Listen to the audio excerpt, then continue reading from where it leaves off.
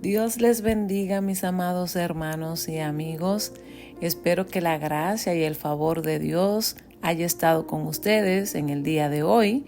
Sean todos bienvenidos una vez más a su programa A la Luz de la Palabra con su hermana Jennifer Blanco por su emisora preferida, Tirando la Red hacia el Otro Lado. Esta noche nosotros vamos a estar tratando un tema que creo y considero que cada uno de nosotros desearíamos escuchar, ¿verdad? Porque el tema que traemos hoy es más que vencedores. Y hoy nosotros vamos ¿verdad?, a conversar, a platicar acerca de qué nosotros necesitamos para vencer en este mundo donde hay tantas ofertas de pecado, donde la tentación está a la luz del día, si podemos decirlo de esa manera, ¿verdad? Entonces hoy nosotros vamos a darnos cuenta cuando nosotros estamos siendo vencedores, de qué nosotros somos vencedores, cómo seguir venciendo y cuáles son las herramientas que nosotros necesitamos para vencer. Porque si nosotros somos más que vencedores es porque estamos peleando contra algo o contra alguien. Entonces nosotros tenemos que identificar contra quién nosotros estamos peleando para nosotros saber cuáles son las herramientas que necesitamos en cada una de nuestras luchas. También nosotros debemos reconocer quién es verdaderamente nuestro enemigo. Cuando nosotros conocemos y sabemos quién es nuestro enemigo, entonces ya para nosotros es más fácil saber cuál es el arma que nosotros necesitamos en medio de la guerra y para saber cómo vencer a nuestro enemigo, ¿verdad? Nosotros, vuelvo y digo, necesitamos profundizar en la palabra para nosotros saber cuáles son las cosas que el Señor quiere dejarnos saber o entregarnos las herramientas necesarias para ganar en esta lucha diaria que nosotros estamos, ¿verdad?, batallando de día en día. Una de las primeras cosas que nosotros en esta guerra necesitamos identificar es contra quién nosotros estamos peleando, porque es importante identificar nuestro principal enemigo. Es fundamental para saber contra quién o qué peleamos y saber lo que necesitamos para vencer, valga la redundancia. Efesios 6:12 nos dice, porque no tenemos lucha contra sangre ni carne, sino contra principados, contra potestades, contra los gobernadores de las tinieblas de este siglo, contra huestes espirituales de maldad en las regiones celestes. Esto nos deja saber a nosotros que nuestra principal guerra es en el ámbito espiritual. La semana pasada nosotros hablábamos y decíamos, ¿verdad?, que nosotros mismos somos nuestro principal enemigo, esta carne que es la que nosotros cargamos día a día, que es la que vestimos, que es la que alimentamos, que es la que nosotros acomodamos, ¿verdad? Pero en este ámbito nosotros vamos a irnos a lo que Efesios nos dice, que realmente nos está dando indicaciones de contra quién nosotros estamos peleando, porque aquí el apóstol Pablo le está diciendo a los efesios, miren, la lucha que nosotros tenemos no es contra carne, sino contra principados, potestades que se mueven, que se manifiestan en los lugares celestes, ¿verdad? Gobernadores de tiniebla de este siglo, contra huestes espirituales de maldad. Y hoy nosotros nos damos cuenta acerca de todas estas cosas. Y podemos identificar, si así podemos decir, que las guerras que se pelean en un sector de un lugar es diferente a la de otros, porque hay demonios, si así podemos decir, hay potestades asignadas para cada área. Por eso nosotros vemos que hay unos lugares que mayormente hay suicidio, hay otros que homicidio, hay otros que maltrato familiares, y diferentes cositas que nosotros vemos y nosotros nos preguntamos, pero ¿por qué en este lugar siempre están pasando estas cosas? Es porque hay huestes espirituales asignadas a hacer que la persona de ese sitio, de ese lugar, de ese país, de ese barrio, de esa nación, se identifiquen por esa maldad que se está cometiendo en ese lugar, ¿verdad? Y otra de las cosas con las que nosotros peleamos es con nosotros mismos. Pablo también dijo, velad y orad para que no entréis en tentación. El espíritu a la verdad está dispuesto, pero la carne es débil. Hablamos de eso, vuelvo y repito, hablamos acerca de esta carne que nosotros debemos pelear contra ella día a día para nosotros poder vencerla y que entonces de esa manera pues sea el Espíritu Santo que gobierne nuestras vidas, nuestros corazones. Ahora nosotros vamos a ir al libro de 2 de Timoteo, donde Pablo aquí nos da las herramientas que nosotros necesitamos, ¿verdad?, para nosotros poder vencer.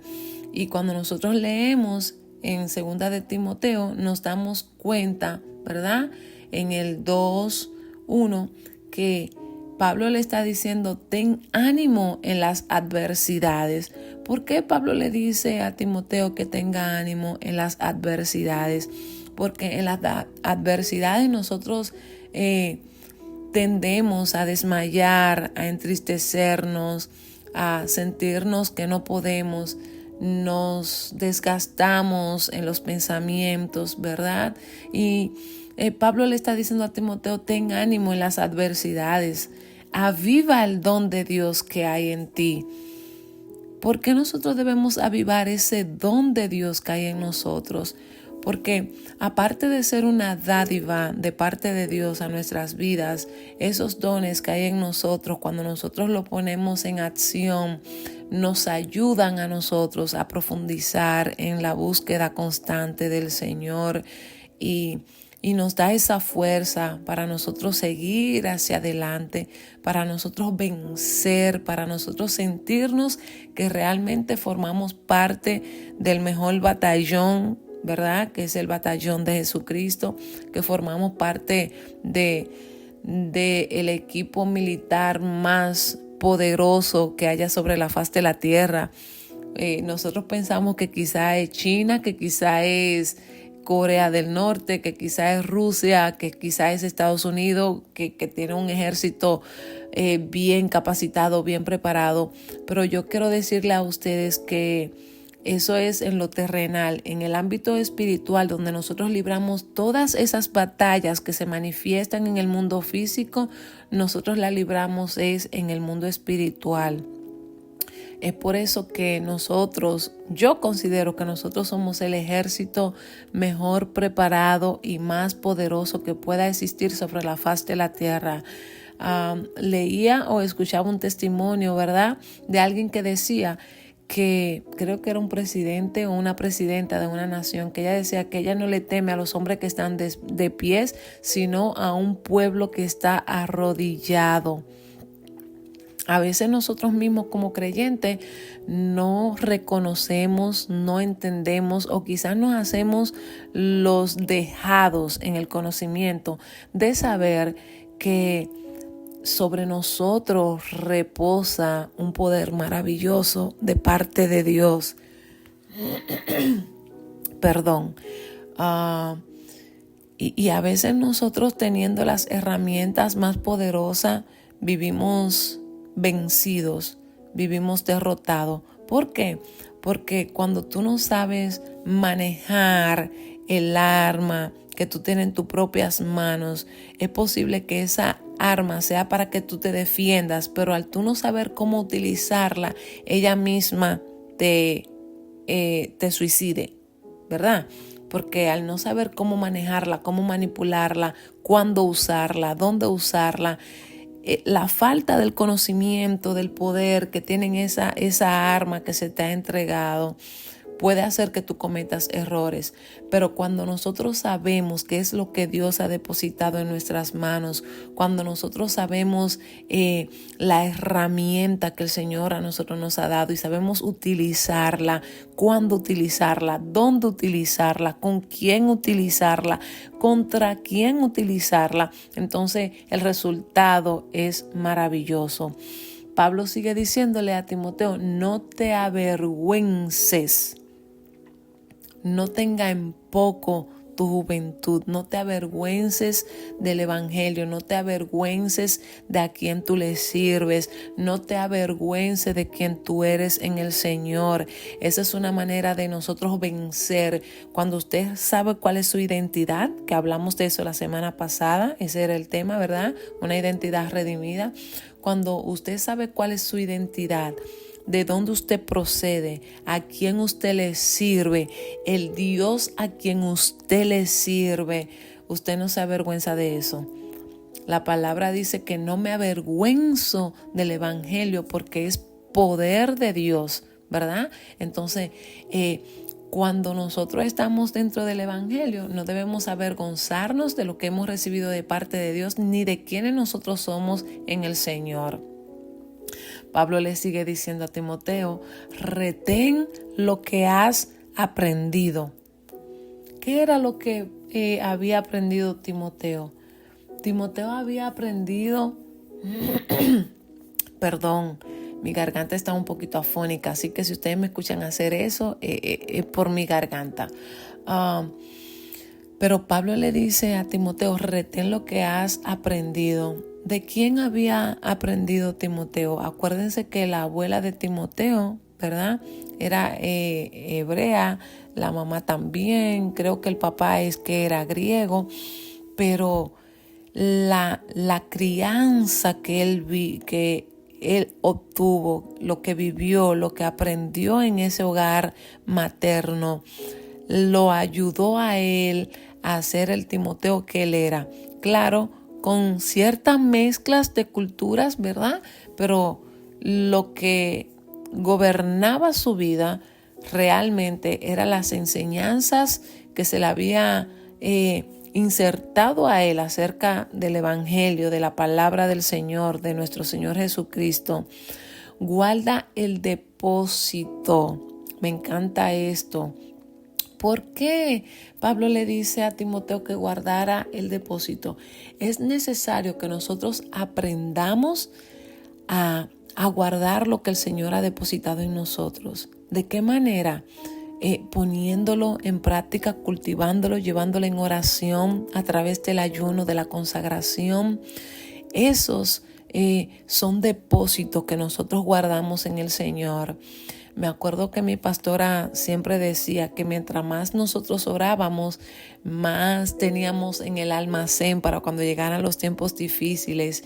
Y ella lo decía en el sentido de que hay tiempo en el que tú no puedes orar o no tienes tiempo para orar, o ciertas situaciones te permiten no orar como de costumbre. Por eso nosotros siempre aconsejamos que cada vez que usted tenga el tiempo de postrarse en la presencia de Dios, orar 1 hora, 2 horas, el tiempo que usted tenga disponible, aprovéchelo, porque va a llegar un tiempo en el que usted va a querer pasar tiempo en la presencia de Dios y no va a poder. No porque no quiera, sino por las responsabilidades, por los afanes, por compromisos que se presentan en la vida, ¿verdad? Otra cosa que Pablo le dice a Timoteo es, procura presentarte como obrero aprobado, que no tiene de qué avergonzarte. Cuando nosotros vamos a buscar un trabajo, ¿verdad? Se piden requisitos para darnos la posición a la cual nosotros hemos aplicado y se nos hacen preguntas, un cuestionario, interrogantes, ¿verdad? Para saber si nosotros estamos aptos para esa posición. Asimismo es nosotros aquí dentro del Evangelio. Nosotros debemos procurar presentarnos delante de Dios aprobado. Que no haya cola que te arrastre, que no haya en tu vida nada que te retraiga de lo que el Señor quiere hacer contigo o del lugar a donde Dios te quiere poner. ¿Qué nos impide a nosotros presentarnos aprobados? Las cosas que nos impiden a nosotros presentarnos como obreros aprobados es la falta de perdón, la discordia, la raíz de amargura, la envidia, el enojo, la ira, la mentira, el engaño. Todas esas cosas no nos dejan presentarnos aprobado delante del Señor. Por eso de día en día nosotros debemos antes de ir a la cama, hacer un autoanálisis, autoanalizarnos, hacernos una introspección y darnos cuenta dónde hemos fallado, qué nos falta, qué hicimos que no agradó al Señor, para enmendar eso inmediatamente, al instante, y entonces seguir hacia adelante. Para nosotros no ser reprobado, que cuando venga el momento de la prueba, usted pueda pasar esa prueba con un check, que lo hizo bien, que lo pasó, que no se dejó gobernar por la tentación, que no dejó que sus ojos se llenaran de avaricia, que no dejó que los deseos de su carne le gobernaran, ¿verdad? Otra de las cosas que Pablo le dice a Timoteo es: esfuérzate en la gracia. En mi campo siempre dicen que es mejor caer en gracia que ser gracioso. ¿Por qué? La gracia es algo que viene de parte de Dios. Es algo que el Señor pone en nosotros. Es eso que hace que todos quieran estar alrededor de nosotros, que todos nos miren de una manera diferente, que cuando la gente te mira automáticamente sabe que tú eres cristiano, porque ese brillo de la gracia del Señor es reflejado en ti, que tu manera de hablar es diferente, es con palabras sazonadas, con palabras positivas, con palabras de sanidad. Esa gracia nosotros debemos esforzarnos por no perderla. ¿Por qué? Porque eso es lo que hace que los demás, los inconversos, los no creyentes, vean que nosotros somos diferentes, vean que nosotros pertenecemos a un Dios todopoderoso que cambia todas las cosas. Esforcémonos siempre por estar bajo la gracia de Dios. Esa gracia es como una sombrilla que nos cubre a nosotros, nos protege de muchas cosas que pueden dañar nuestra imagen delante de los hombres y delante de Dios. Nosotros podemos ver también que allá en Primera de Tesalonicenses 5:17 y Santiago 5:15, ¿verdad? Dice: la oración eficaz del justo. Nosotros debemos, siempre lo vamos a decir y va a sonar como quizá un disco rayado, pero siempre vamos a estar animando a la gente, ¿verdad?, a mantener un estilo de vida de oración constante. Y como yo siempre digo, orar no es una posición, es una conversación con Dios. Lo que quiero dejar dicho con esto es que no importa la posición en la que tú estés, no importa si estás sentado, si estás parado, si estás acostado, si estás en el baño, si estás en el trabajo, si estás en la oficina, si estás en la escuela, en el trabajo, donde quiera que tú estés, tú puedes mantener una conversación con Dios. Tesalonicenses nos dice: orad en todo tiempo, en todo tiempo. Lo que quiere dejar saber a nosotros que no hay un tiempo específico para orar. En todo tiempo podemos orar al Señor. Bendito sea su nombre para siempre. Otra de las cosas que un buen soldado de Jesucristo, ¿verdad? Pasa para obtener siempre esa insignia, si así podemos decir, como vencedor, esa marca que te deja ver que tú eres un vencedor. Es que el que vence sufre penalidades. Nosotros sufrimos penalidades por causa de Jesucristo, por causa del Evangelio, por causa de nosotros obedecer los mandatos del Señor. Para nosotros poder agradar a Dios, sufrimos penalidades. Entonces, considera y acuérdate. ¿De qué? De que nosotros debemos acordarnos y que nosotros debemos de considerar. Debemos de considerar que somos siervos del Señor y acordarnos que sin el Señor nosotros nada podemos hacer. Exhorta y procura. Nosotros debemos de siempre exhortar a quienes están a nuestro alrededor a que sigan hacia adelante, a darle esa palabra de aliento, a darle esa palabra de fortaleza, a darle esa palabra de levantamiento, a darle esa palabra positiva. Tú puedes, hermano, caíste, pero puedes levantarte. Ven, yo te ayudo.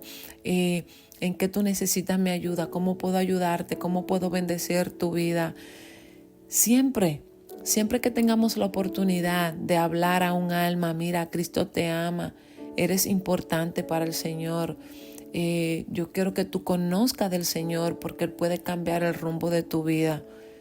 Esas son cosas que nosotros podemos hacer. Procurar hacer las cosas que agradan a Dios y evitar las cosas que a Dios no le agradan. También Pablo le dijo a Timoteo, huye de las pasiones juveniles. ¿Por qué Pablo le dice esto a Timoteo? Timoteo era un joven en su flor de juventud, como nosotros decimos. Y en la edad de la juventud, nosotros muchas veces no sabemos controlar, si así usted entiende, controlar, tener ese dominio propio de nuestras pasiones. Y para nosotros lograr llegar a nosotros someter esas pasiones a la voluntad de Dios, debemos estar metidos con Dios en ayuno y en oración, porque por nuestra propia fuerza nosotros no vamos a poderlo. Pero Pablo le dijo, huye, no se crea guapo, no crea que usted es fuerte. Nosotros no somos fuertes si no es por el Señor. Huigamos de las tentaciones, huigamos de las pasiones, porque cuando nosotros nos quedamos creyendo que somos fuertes, creyendo que podemos vencer las tentaciones, lo que hacemos es que caemos en ella. Evita a los disfrazados, aquellos que se hacen ver como si son hermanos y no lo son, aquellos que se muestran ser una cosa cuando realmente son otra. Aquellos que se presentan como ángel de luz, como ovejas, pero realmente son lobos rapaces que vienen a dañar, como dice la palabra, vienen a dañar, a hurtar y a destruir. Persiste en lo aprendido. Nosotros debemos de persistir en lo que nosotros aprendemos de la palabra de Dios, en lo que nos enseñan nuestros ancianos, nuestros pastores, que son guiados y dirigidos por el Espíritu Santo, teniendo en cuenta siempre de que nosotros debemos estudiar nuestras Biblias para nosotros no caer, ¿verdad? En esa línea, en esa ola de seguir falsas doctrinas, sino que nosotros podamos identificar la buena y sana doctrina de aquellos que se presentan como si fueran sana doctrina, pero realmente no lo son. Predica siempre. En todo tiempo habla la palabra a quienes están alrededor tuyo. Sé sobrio y soporta las tentaciones. El hombre y la mujer de Dios tienen que ser una persona sobria, una persona calmada, tranquila, controlada, que no se salga de su casilla, que no se deje gobernar por la ira, por el enojo. ¿Por qué?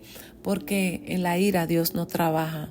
Dios trabaja en lo que está quieto, en la sobriedad. Ahí es donde tú puedes ver con claridad las cosas que están pasando. Por eso es que siempre se nos aconseja no tomar decisiones en momentos calientes, en momentos de ira, en momentos de enojo. No tome ninguna decisión cuando usted esté en ese estado de ánimo, porque lo que puede hacer es dañar, insultar, bofetear a los demás, y no queremos eso.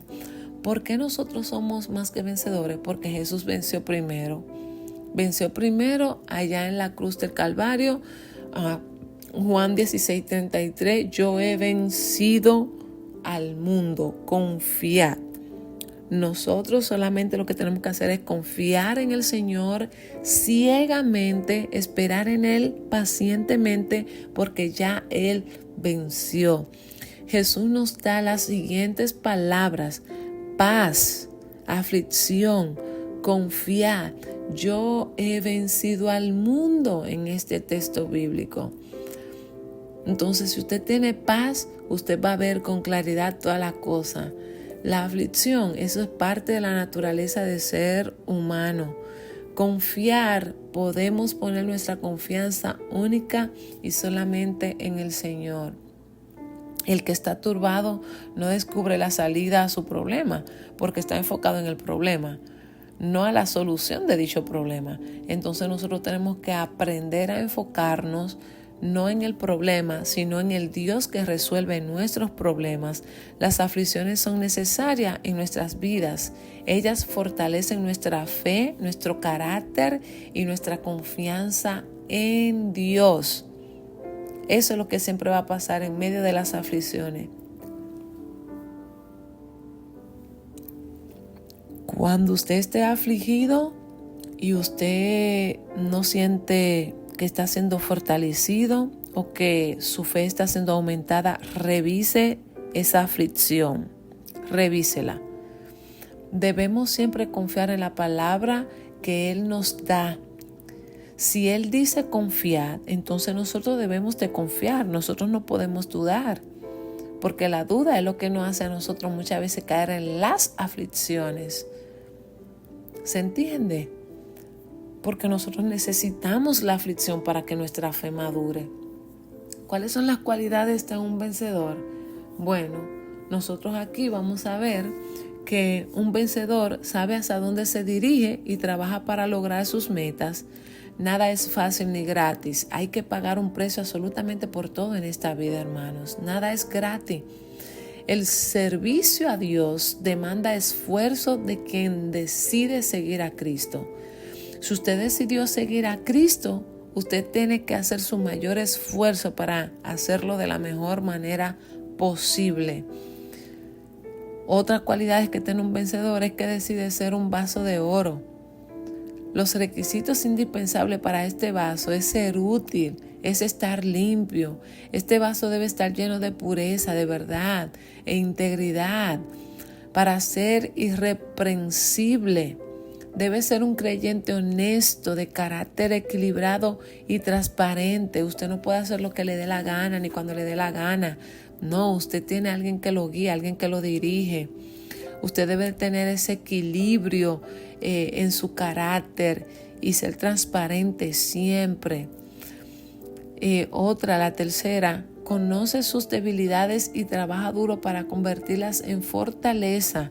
Si usted sabe cuál es su debilidad, trabaje esa debilidad para convertirla en un fuerte suyo, no para seguir siendo una debilidad. Acuérdese que la palabra dice que el poder de Dios se perfecciona en nuestras debilidades. Bendito sea el nombre del Señor. Conoce sus debilidades y trabaja duro para convertirlas en fortaleza, dejando atrás las ambiciones egoístas. No piensa solamente en usted, piensa también en los demás. No en la arrogancia, en exigencia, en esos impulsos caprichosos, discusiones sin sentido y la apariencia para complacer a otros. Nosotros no podemos vivir de apariencia, hermanos. Tenemos que ser transparentes ante los hombres y ante la presencia de Dios. ¿De qué nosotros somos más que vencedores? Del pecado por medio de Jesucristo, ¿verdad? nosotros no pecamos así deliberadamente. Es posible que tú cometas una falta, pecaste hoy sin planearlo, pero cuando tú planeas tu pecado ya eso es diferente. Ahí la misericordia de Dios se aparta de nuestras vidas, ¿verdad? Somos vencedores de la carne, según Gálatas 5, 16 al 23, ¿verdad? Y bueno, si nosotros no permanecemos firmes en el Señor, Satanás huirá de nosotros.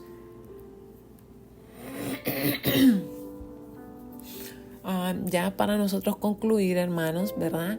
La clave para todo vencedor se encuentra en las siguientes pautas y es en la obediencia. Toda victoria en la vida del creyente va a depender del nivel de obediencia y sometimiento que tenga hacia Dios. Si usted no se somete, usted no va, ¿verdad?, a recibir ningún beneficio de parte de Dios, porque Dios solamente honra a la obediencia. El sometimiento a Dios y su palabra, ¿verdad? Debemos someternos a Dios, debemos resistir al diablo para que oiga de nosotros. El problema está cuando nosotros no queremos huir, sino resistir, porque entonces en esa resistencia lo que hace el enemigo es que viene y nos vence. Nosotros no somos más fuertes, hermano. Vuelvo y repito, nosotros dependemos enteramente del Señor. Y por último, el amor, el cual cubre multitudes de pecado. Todo vencedor debe tener un espíritu de amor, de misericordia, de piedad, de compasión. ¿Para qué? Para nosotros no dañar el corazón de nuestros hermanos, sino para nosotros enmendarlo, para nosotros curarlo. No para nosotros dañar al hermano, sino para nosotros edificarlo por medio de la palabra del Señor Jesucristo. Así que ya ustedes saben, usted es más que un vencedor. No se me quede ahí derrotado. Levántese ahora en este momento en el nombre de Jesús. Póngase toda la armadura de Dios. Vaya y venza todas sus guerras internas y externas. El Señor es su protector, Él va a ser su guiador. El Espíritu Santo va a estar ahí para ayudarnos, para sostenernos, para darnos y enseñarnos las herramientas necesarias en cada momento que nosotros las necesitemos, ¿verdad? Así que Dios me les bendiga, Dios me les guarde de manera muy especial y espero que algo que se haya dicho aquí hoy, esta noche, ¿verdad?, sea de bendición para todos y cada uno de ustedes. Les amo en el amor de Cristo. Bendiciones y será hasta la próxima edición.